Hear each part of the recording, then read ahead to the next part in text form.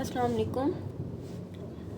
इस वीडियो में आपको बताने लगी हूँ कि नॉन प्रोबेबिलिटी सैम्पलिंग जो है वो क्या होती है, उसकी क्या टाइप्स होती हैं। पिछली वीडियो में मैं आपको प्रोबेबिलिटी सैम्पलिंग के बारे में बता चुकी हूँ।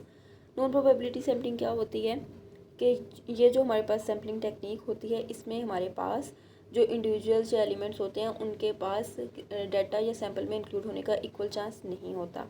इसकी डिफरेंट टाइप्स होती हैं, like accidental, purposive, quota and snowball. Accidental sampling क्या होती है हमारे पास, इसमें हम क्या करते हैं कि जो भी हमारे पास कोई क्लास है या इंडिविजुअल्स हैं, उसमें हम रैंडमली अपनी मर्ज़ी से लेट्स सपोज फर्स्ट 20 स्टूडेंट्स का डाटा ले लेते हैं।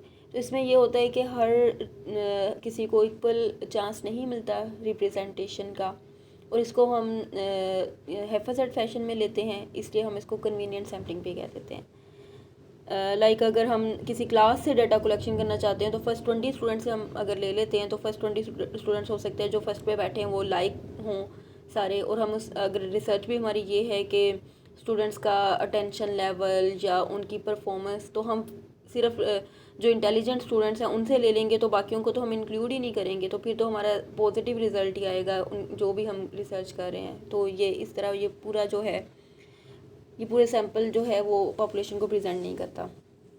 दूसरी टाइप जो है वो प्रपोजिव सैम्पलिंग है। इसमें ये होता है कि हम जो डाटा ले रहे होते हैं ना, पहले ही माइंड में कोई आइडिया लेके पहले ही सैंपल ले रहे होते हैं, और इसके जो रिजल्ट्स होते हैं वो जनरलाइज नहीं किए जा सकते।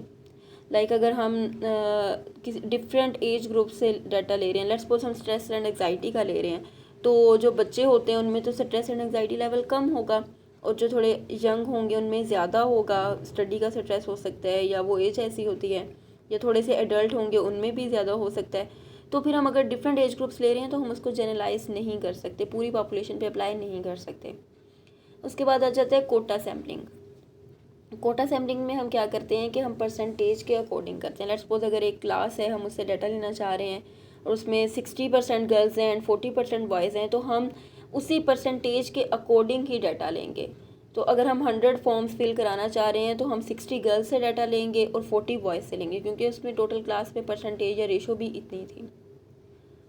उसके बाद आ जाती है स्नोबॉल सैम्पलिंग। स्नोबॉल सैम्पलिंग जो है ना, उसमें ये होता है कि ये इसको कॉन्फिडेंशियल सैम्पलिंग भी कहते हैं। जो इंडिविजुअल्स अनअप्रोचेबल होते हैं या जिनसे डाटा लेना या इन्फॉर्मेशन लेना मुश्किल होता है, उनके लिए ये सैम्पलिंग यूज़ होती है।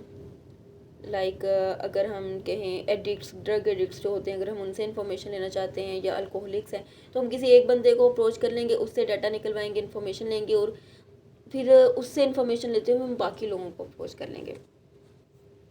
अब हमने ये 4 की 4 टाइप्स देख ली हैं जो हम कॉमनली हमारी स्टडीज़ में यूज़ कर रहे होते हैं। वो एक्सीडेंटल सैम्पलिंग होती है या कन्वीनियंट सैम्पलिंग होती है।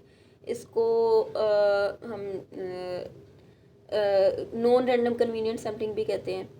और इसके अलावा अगर हम ये करें कि क्या कहते हैं उसे, कंसेक्टिव नॉन रैंडम सैम्पलिंग भी एक होती है। उसमें हम क्या करते हैं कि हम कंसेक्टिवली 10-12 दिन लेट्स सपोज किसी हॉस्पिटल में अगर डाटा कलेक्शन कर रहे हैं तो वहाँ जा रहे हैं, वहाँ पे जो जो पेशेंट्स हमें मिल रहे हैं हम कंसेक्टिवली उनसे डाटा ले रहे हैं, तो ये होते हैं कंसेक्टिव नॉन रैंडम सैम्पलिंग।